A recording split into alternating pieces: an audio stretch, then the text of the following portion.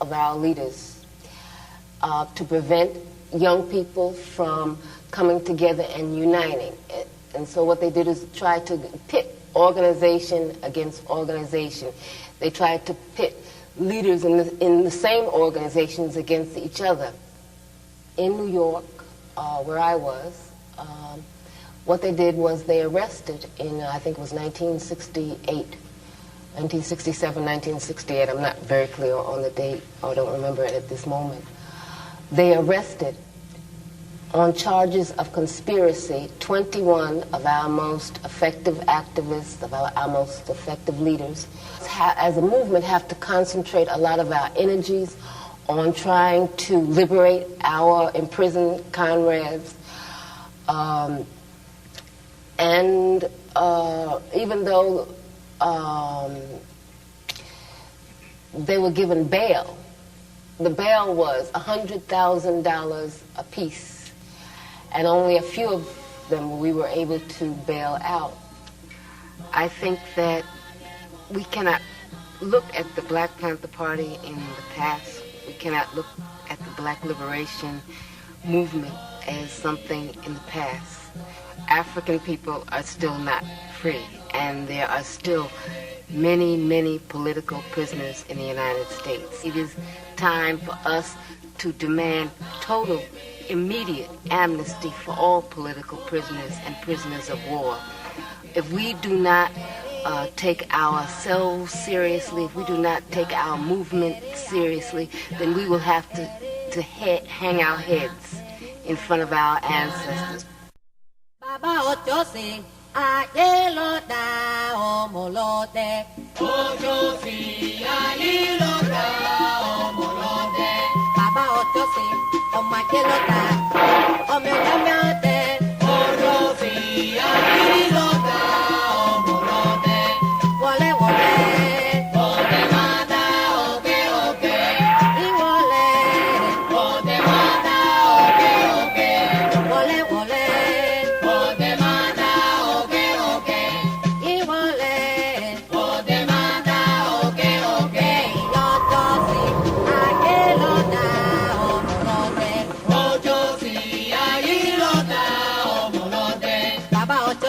Omayeloda, Omeolode, Ojosi, Ayiloda, Omolode, Yambele Iloro, de Mata Bolona, Yambele Iloro, de Mata Bolona, Yambele Iloro, de Mata Bolona, Yambele Iloro, de Mata Bolona, de Pao de Mata, Iwara, Ayochoso de Mata, Iwara, y de Pao de Mata, Iwara, Ayochoso de Mata, Iwara, Ayochoso de Mata, Iwara, y de Pao de Mata, Iwara, Ayochoso de Mata, Iwara, y de Pao de Mata, Iwara, Ayochoso de Mata, Iwara, y de Pao de Mata, Iwara, y de Pao de Mata, Iwara, Ayochoso de Mata, Iwara, y de Pao.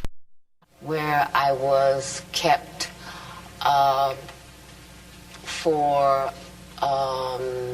in a room, isolated for something like 4 or 5 days. I was beaten, tortured. It was a hellish experience.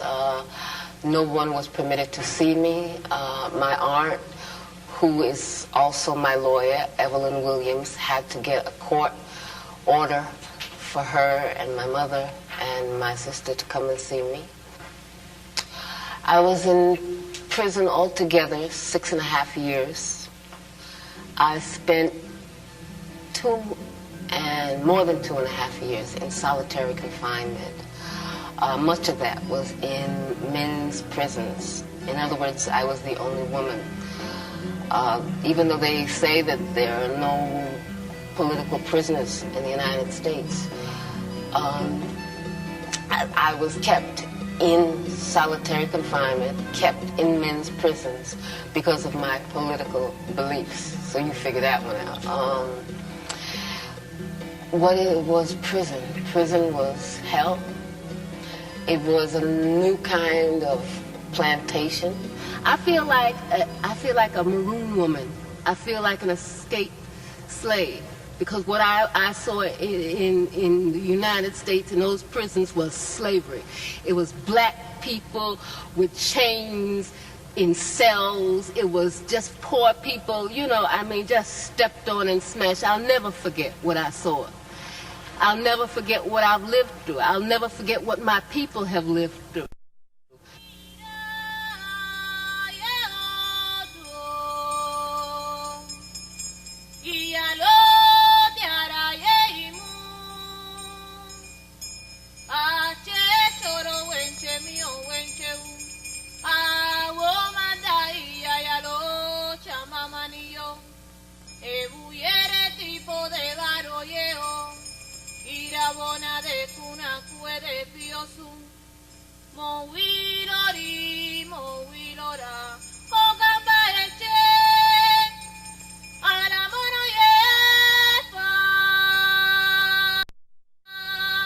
We started to, I don't know,